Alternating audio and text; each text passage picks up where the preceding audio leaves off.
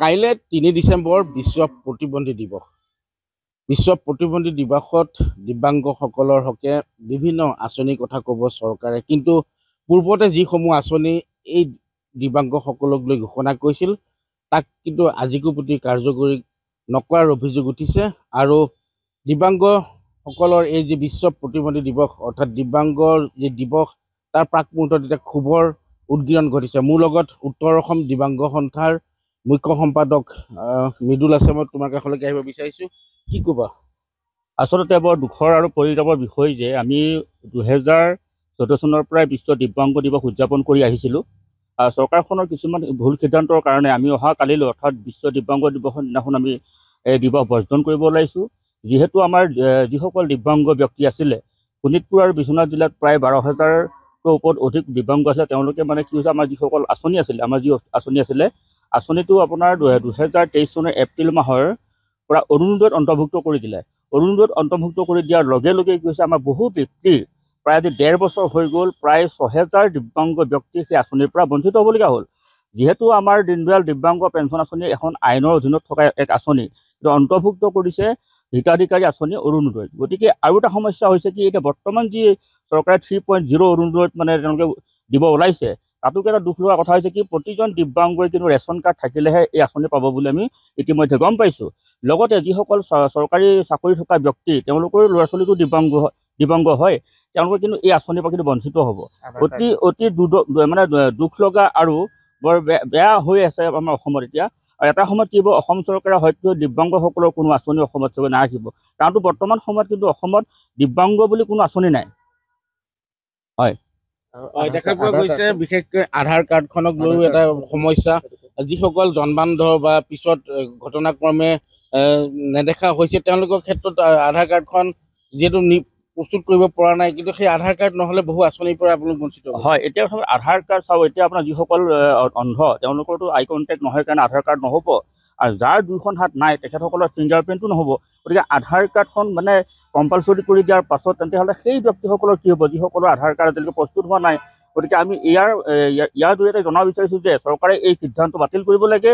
অৰুণোদয় আঁচনিৰ পৰা আমাক বঞ্চিত কৰি পেলাই আমাক পুনৰ যি দীনদয়াল দিব্যাংগ পেঞ্চন আছিলে, সেই পেঞ্চন আঁচনি দিয়াৰ ব্যৱস্থা কৰিব লাগিব।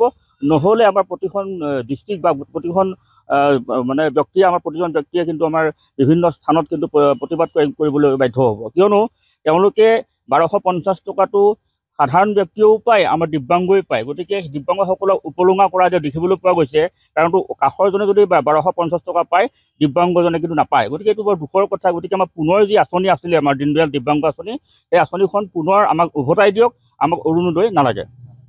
আৰু চাকৰিৰ ক্ষেত্ৰত যি আপোনালোকে সংৰক্ষণৰ কথা কৈছে, হয়, চাকৰিৰ ক্ষেত্ৰত চাওক, 3,000 টোটেল 4,600 আমাৰ বেকলগ পোষ্ট আছিলে।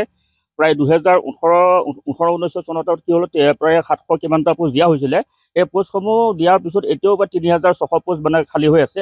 লগতে যিসমূহ নিযুক্তি প্ৰক্ৰিয়া আৰম্ভ কৰিছে দিব্যাংগসকলৰ, এতিয়া ইতিমধ্যে আমি দেখিছোঁ যে ADR যি পৰীক্ষা হৈ গৈছে, তাতো দিব্যাংগসকলক কিন্তু মানে পদত মানে নিযুক্তি দিয়াৰ যোজনা চলি আছে।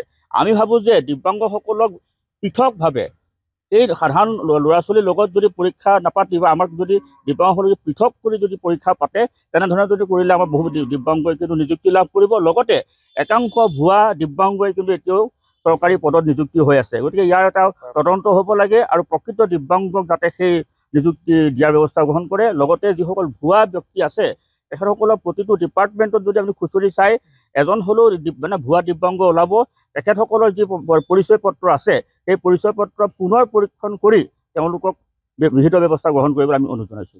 কাইলৈ মুঠতে আপোনালোকে বৰ্জন কৰিব? হয়, আমি অহাকালি যি বিশ্ব দিব্যাংগ দিৱস আছে, আমি এখন সভা পাতিছোঁ, সাধাৰণ সভা হ'ব, প্ৰায় 600-700 মানুহ আমাৰ সমাগম হ'ব। আৰু তাতে আমাৰ ব্যক্তিসকলে সিদ্ধান্ত ল'ব চৰকাৰৰ বিৰুদ্ধে কি ক'ব লগা আছে। আমি সাধাৰণ সভাখনতে আমি কাইলৈ আলোচনা কৰিম। গতিকে আমাৰ দিব্যাংগ দিৱস বৰ্তমান আহি থকা সময়ত আমি বৰ্জন কৰিছোঁ। যিহেতু বৰ্জন নকৰিলে আমাৰ সেই অনুষ্ঠান পাতিবলৈ আমাৰ যিসকল সদস্য আছে, দিব্যাংগ সদস্যৰ দ্বাৰাই আমি দান বৰঙণি তুলি পেলাই হয়তো সেই অনুষ্ঠানভাগ পাতোঁ। কিন্তু এতিয়া কাৰো হাতত যেতিয়া ধন নোসোমায়, তেওঁলোকে কেনেকৈ ধনসমূহ দি পেলাই আমাৰ এই অনুষ্ঠান পাতিব পাৰিব? গতিকে আমি সজাগতা লগতে এখন সাধাৰণ সভা আমি আহ্বান কৰিছোঁ 3 ডিচেম্বৰ জয়মতী পথাৰ। নিশ্চিতভাৱে দেখা পোৱা গৈছে বিশ্ব যি প্ৰতিবন্ধী দিৱস সেই দিৱস এতিয়া বৰ্জন কৰিবলৈ তেওঁলোক ওলাইছে, কিয়নো উল্লেখ কৰাৰ ধৰণে চৰকাৰে যিসমূহ তেওঁলোকক লৈ আঁচনি ঘোষণা কৰিছিল সেয়া কিন্তু কাৰ্যকৰী হোৱা নাই। আসন সংৰক্ষণৰ ক্ষেত্ৰতো হোৱা নাই বা ভুৱা একাংশ চৰকাৰী কাৰ্যালয়ত ভুৱা নিযুক্তিৰো চৰকাৰী চাকৰি কৰি আছে একাংশই, আৰু অৰুণোদয়ৰ পৰা তেওঁলোকৰ নাম কৰ্তন কৰি পূৰ্বৰ যি দীনদয়াল দিব্যাংগ পেঞ্চন আঁচনি আছিল সেয়া বাহাল কৰিব লাগে, সেই ক্ষেত্ৰতো দাবী জনাইছে। আৰু আধাৰ কাৰ্ড যি বাধ্যবাধকতামূলক কৰিছিল চৰকাৰে সেই ক্ষেত্ৰতো ৰেহাই প্ৰদান কৰিব লাগে। গতিকে লক্ষণীয় বিষয়টো হৈছে মাজত এটা দিন, আৰু কাইলৈ যিহেতু 3 ডিচেম্বৰ বিশ্ব প্ৰতিবন্ধী দিৱস, আৰু এই বিশ্ব প্ৰতিবন্ধী দিৱস বৰ্জন কৰিছে এতিয়া উত্তৰ অসম দিব্যাংগ সন্থাই। আপুনি বিচৰা বাতৰি পাব কেৱল নিউজ 18 এপত। নিউজ 18 এপ ডাউনলোড কৰিবলৈ স্কেন কৰক এই QR কোড। গুগল প্লে ষ্টৰতো পাব এই নিউজ 18 এপ।